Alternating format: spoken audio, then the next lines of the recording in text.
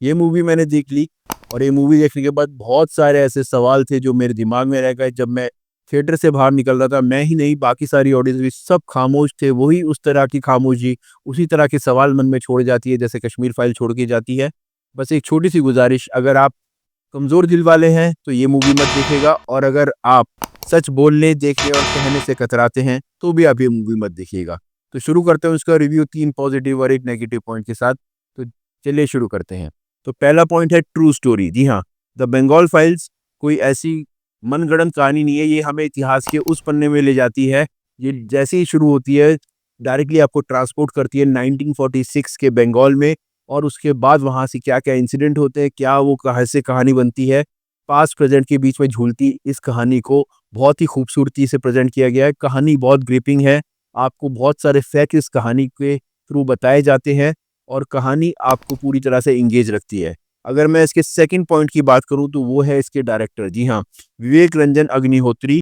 और अगर मैं बात करूँ उनकी ट्रूथ फाइल्स की, ये फाइनल मूवी है after Tashkent file and Kashmir file. ये उनकी लास्ट ट्रायलॉजी वाली मूवी है जिसमें वो एक ट्रूथ फाइल के ऊपर मूवी बना रहे हैं, और इस मूवी में जिस तरह से उन्होंने डायरेक्शन दी है वो आउटस्टैंडिंग है। एक-एक सेट, एक-एक डिटेलिंग, एक-एक डायलॉग वेल रिसर्च्ड है, और डायलॉग इस तरह से नहीं है कि आपको ऐसा लगेगा ये मनगढ़ंत है, आपको कोई ना कोई फैक्ट बताते हुए नज़र आते हैं। और विवेक रंजन अग्निहोत्री का डायरेक्शन इतना कसा हुआ है कि ये मूवी आपको पूरी तरह से आपके ज़हन में उतर जाती है। अगर मैं बात करूँ इसके थर्ड पॉइंट की तो वो है इसके परफॉर्मेंस, चाहे वो सिमरत कौर हो, मिथुन चक्रवर्ती हो, नमाशी चक्रवर्ती हो, या पौलोमी घोष हो, पुनीत इस्सर हो, या फिर शाश्वता चटर्जी, सबने ही बेहतरीन परफॉर्मेंस दिया है। पर मैं शाउट आउट करना चाहूँगा यहाँ पल्लवी जोशी के लिए एज़ भारती माँ, जो उन्होंने इस किस तरह से इस कैरेक्टर को पोर्ट्रे किया है, वो इस फ़िल्म की जान, इस फ़िल्म का यू नो आत्मा बन के उभरी है। तो ये 3 पॉइंट थे जिसके कारण मैं कहता हूँ कि आपको ये बंगाल फाइल्स देखनी चाहिए। अगर मैं इसके एक नेगेटिव की बात करूँ तो वो है इसकी लेंथ। जी हाँ, ये मूवी सब्जेक्ट ही कुछ ऐसा था जहाँ पे आपको बहुत सारे फैक्ट एक ही फ़िल्म में बताए जा रहे हैं। तो 3 घंटे 20 मिनट की ये फ़िल्म है। फर्स्ट हाफ आपको थोड़ा-सा ऐसा लगेगा बहुत ज़्यादा खिंचरा है, इंटरवल कब होगा, थोड़ा-सा लेंथी लगेगा, बट जैसे ही फर्स्ट हाफ खत्म होता है, काइंड ऑफ गियर स्विच करती है मूवी अपना, और सेकंड हाफ इतना ग्रिपिंग है, इतना टाइटली एग्जीक्यूट किया गया है कि आपको ये अपनी सीट से बांधे रखता है।